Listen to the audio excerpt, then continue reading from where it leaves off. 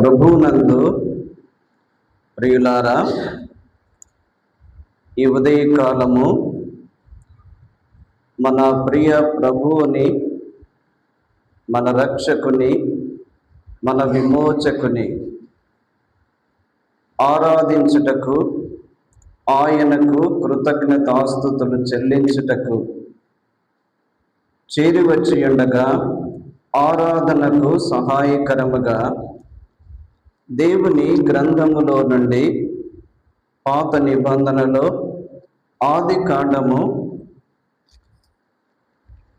7వ అధ్యాయము ఆదికాండము 7వ అధ్యాయము 15-16 వచనాలు. జీవాత్మ గల సమస్త శరీరులలో రెండేసి ఓడలోనున్న నోవకునొద్ద ప్రవేశించినవన్నీ దేవుడు అతనికి ఆజ్ఞాపించిన ప్రకారము సమస్త శరీరులలో మగదియు ఆడుదియు ప్రవేశించెను. అప్పుడు యెహోవా ఓడలో అతని మూసివేసెను. 8వ అధ్యాయము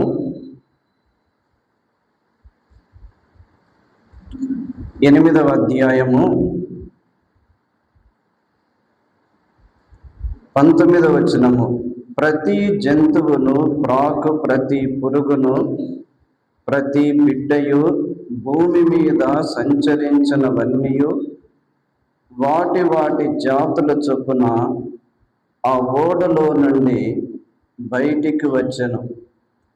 అప్పుడు నోవకు యెహోవాకు బలిపీఠము కట్టి పవిత్ర పశువులన్నిటిలోనూ పవిత్ర పక్షులన్నిటిలోనూ కొన్ని తీసుకొని ఆ పీఠము మీద దహన బలి అర్పించెను.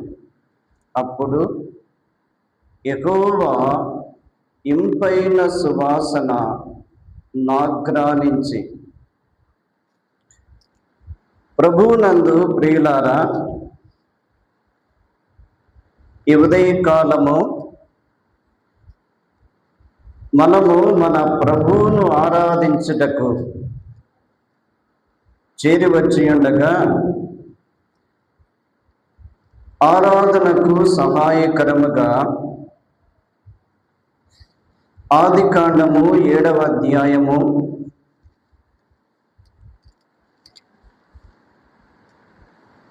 16-15 వచనాలు చదువుకున్నాము. 8వ అధ్యాయము 19, 20, 21 చదువుకున్నాము.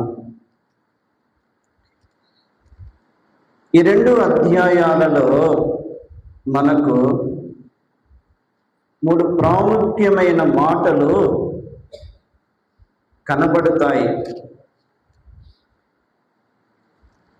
ఒకటి, భద్రపరచబడిన నోవకు.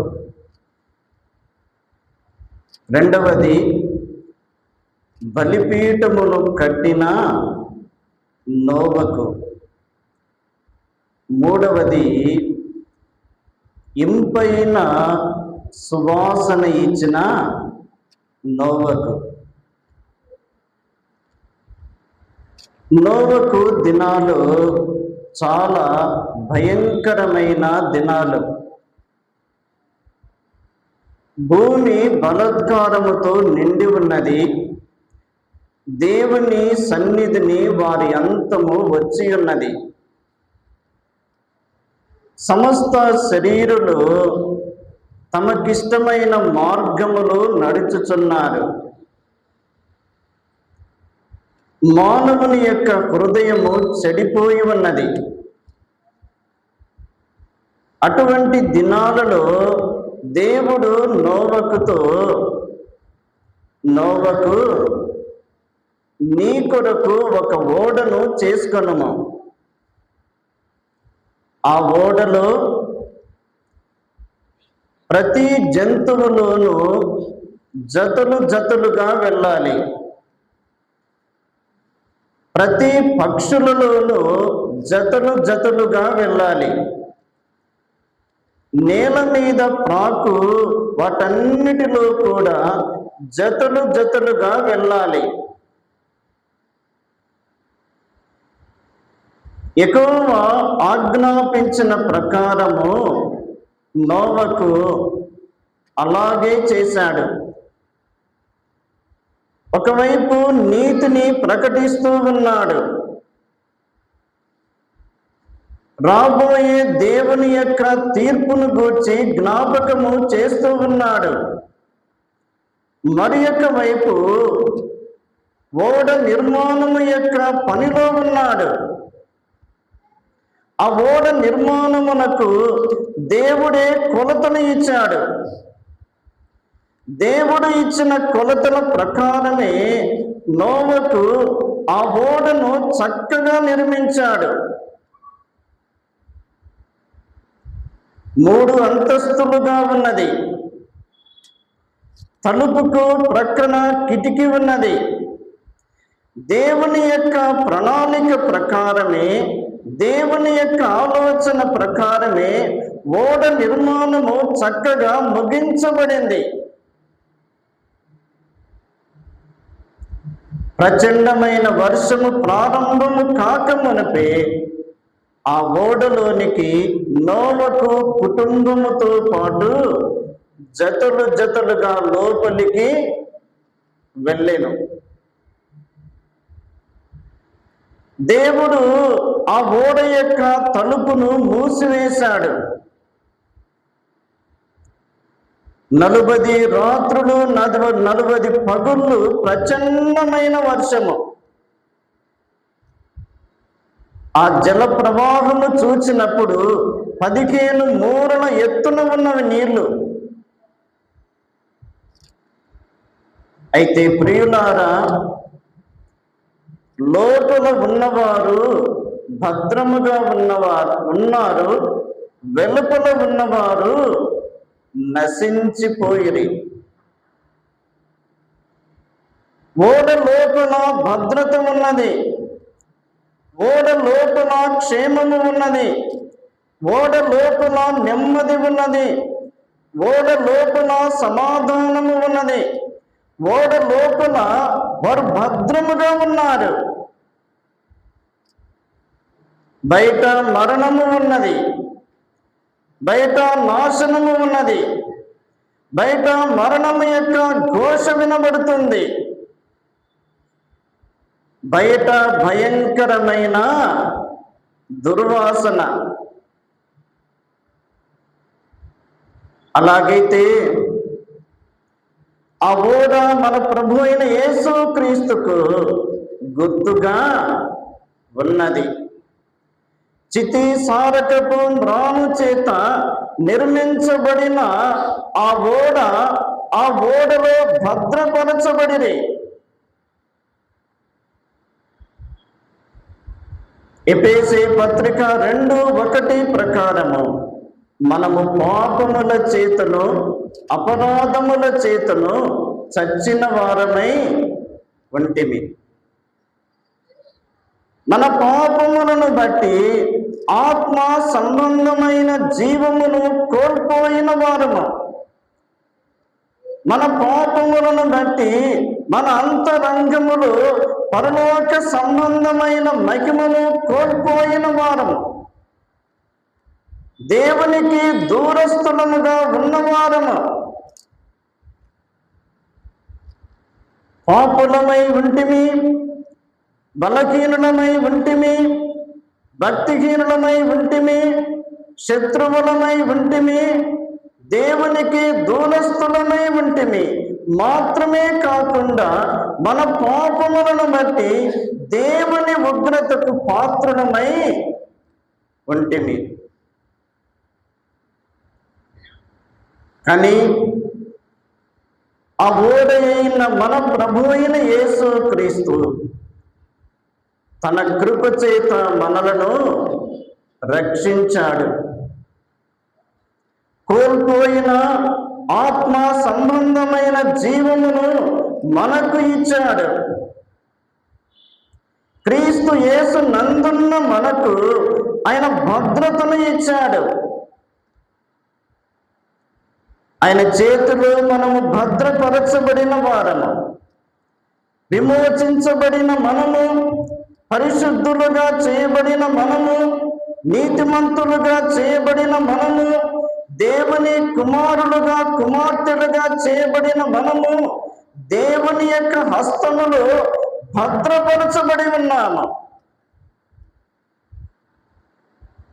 అందుకే ఆ ఓడలో ఆ భద్రతను కలిగి ఉన్న నోవ కుటుంబము, ఆ ఓడలో ఉన్నవన్నీ ఆ నీరు తగ్గిపోయిన తరువాత దేవుడే తలుపు తీయగా ఓడలో నుండి వారు క్షేమముగా బయటికి వచ్చిరి. ఈ ఉదయ కాలము మన ప్రభువును జ్ఞాపకము చేసుకొనుటకు మనం చేరివచ్చి ఉండగా, యేసు క్రీస్తునందు మనకు దొరికిన రక్షణ, యేసు క్రీస్తునందు మనకు అనుగ్రహించబడిన నిత్య జీవము, యేసు క్రీస్తునందు మనకివ్వబడిన భద్రత మనము జ్ఞాపకము చేసుకోవాలి. నోవ కుటుంబము ఓడలో నుండి బయటికి రాగానే వారు చేసిన మొట్టమొదటి పని, వారు బలిపీఠమును కట్టిరి. ఒక నూతనమైన ప్రపంచంలోనికి వారు వచ్చారు. వారు పొందిన క్షేమమును, వారు పొందిన ఆనందమును, వారు కలిగి ఉన్న భద్రతను, వారు కలిగి ఉన్న సమాధానమును, వారు పొంది ఉన్న మేలును వారు జ్ఞాపకము చేసుకొని దేవునికి వారు ఒక బలిపీఠమును కట్టిరి. ఆ బలిపీఠము మన ప్రభువైన యేసుక్రీస్తే. ఆ బలిపీఠం మన ప్రభు అయిన యేసుక్రీస్తే. హెబ్రీయులకు రాసిన పత్రిక 13వ అధ్యాయము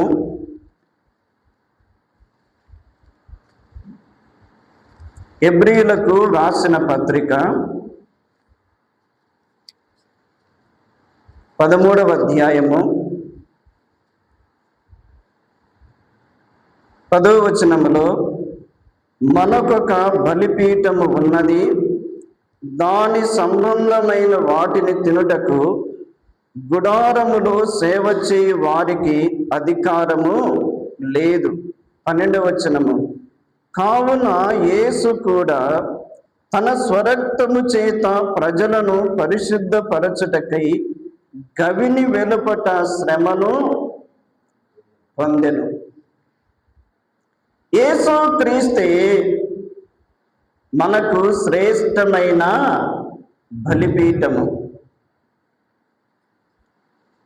పరలోకములో ఉన్నవాడు, మహిమలో ఉన్నవాడు, ఆరాధించబడుచున్నవాడు, నిరంతరము కీర్తించబడుతున్న ఆ ప్రభువే పరలోకమును విడిచి మానవుడుగా లోకములోనికి వచ్చెను.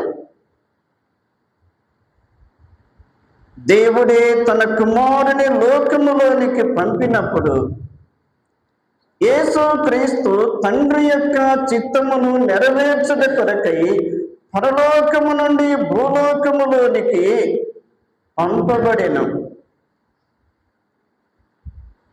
పంపబడిన ఆ ప్రభువుకు ఒక శరీరము అమర్చబడి ఉన్నది. ఆ శరీరమే పాప శరీర ఆకారముతో పంపబడెను. దేవుడే మానవుడాయను.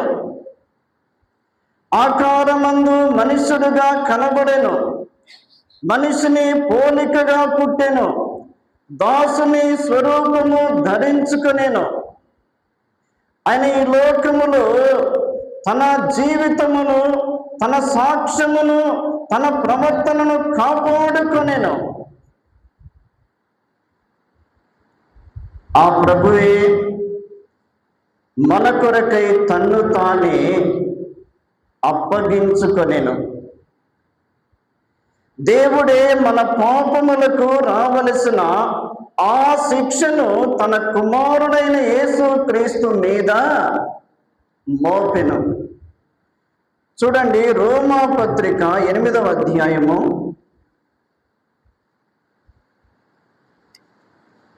రోమా పత్రిక 8వ అధ్యాయము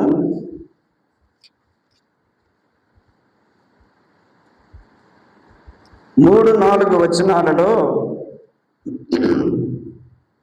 మధ్య వరుసలో ధర్మశాస్త్ర సంబంధమైన నీతి విధి నెరవేర్చబడవలనని పాప పరిహారము నిమిత్తము దేవుడు తన సొంత కుమారుని పాప శరీర ఆకారముతో పంపి ఆయన శరీరమందు పాపమునకు శిక్ష విధించెను. యేసు క్రీస్తు ప్రభు పాప శరీర ఆకారముతో లోకములోనికి పంపబడెను. ఆయన శరీరమందు మన పాపములకు రావలసిన శిక్ష విధించబడెను. అన్యాయపు తీర్పును పొందిన ప్రభు భారమైన సిలువను యెరూషలేము వీధులలో ఆయన మోసుకొని వెళుతున్నాడు. యెరూషలేము వీధులలో ఆ భారమైన సిలువను మోసుకొని వెళుతూ ఉండగా తల మీద ముళ్ళ కిరీటము, ఆయన శరీరం అంతయు కూడా దున్నబడుచున్నది. కొరడాల చేత ఆయన శరీరము కొట్టబడుతూ ఉన్నది. అతి సుందరుడు, ధవలవర్ణుడు, రత్నవర్ణుడు, 10,000 మంది పురుషులలో గుర్తింపదగిన మన ప్రియ ప్రభు అయిన యేసు క్రీస్తు నీ కొరకు నా కొరకు ఆయన యెరూషలేము వీధులలో ఆయన శరీరము దున్నబడుచున్నది. దున్నువారికి ఆయన వీపును అప్పగించాడు, దాటువారికి తన వీపును దారినిగా చేశాడు. యెరూషలేమునకు గవిని వెలుపట కపాలమనబడు స్థలములో ఆయన 2 నేరస్తుల మధ్య సిలువ వేయబడెను. ఆకాశమునకును భూమికిని మధ్యలో వ్రేలాడదీయబడెను. 2 నేరస్తుల మధ్య వ్రేలాడదీయబడెను. అక్రమకారులలో ఒకడుగా ఎంచబడెను. ఆయన నీ కొరకు నా కొరకు దహన బలిగా అర్పించబడెను. ఎఫెసీ పత్రిక 5:2 ప్రకారము క్రీస్తు మనలను ప్రేమించి మనము పరిమళ వాసనగా ఉండుట కొరకై తన్ను తాను దేవునికి అర్పణముగాను బలిగాను అప్పగించుకొనెను. ఆయన ప్రేమ ఎంత గొప్పది! ఆయన నీ కొరకు నా కొరకు సమస్తమును భరించాడు. ఆయన మౌనము వహించాడు. ఆయన దుఃఖాక్రాంతుడుగా మారిపోయెను. ఆయన స్వరూపమును కోల్పోయెను, సొగసును కోల్పోయెను, వ్యసనాక్రాంతుడుగా మారెను. ఆయన ప్రేమ ఎంత గొప్పది! ఆయనే మనకు శ్రేష్టమైన బలిపీఠము. ఆ బలిపీఠమే ఆయన మన పాపముల కొరకై చనిపోయి సమాధి చేయబడి లేఖనముల ప్రకారము 3వ దినమున మృతులలో నుండి లేపబడిన పరలోక సంబంధమైన బలిపీఠము. ఈ ఉదయకాలము ఆ బలిపీఠము యొద్దకు మనము చేరువచ్చాము. కీర్తనల గ్రంథము 26వ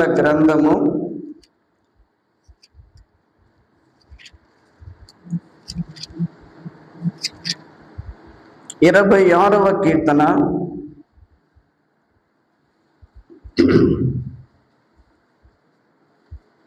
26వ కీర్తన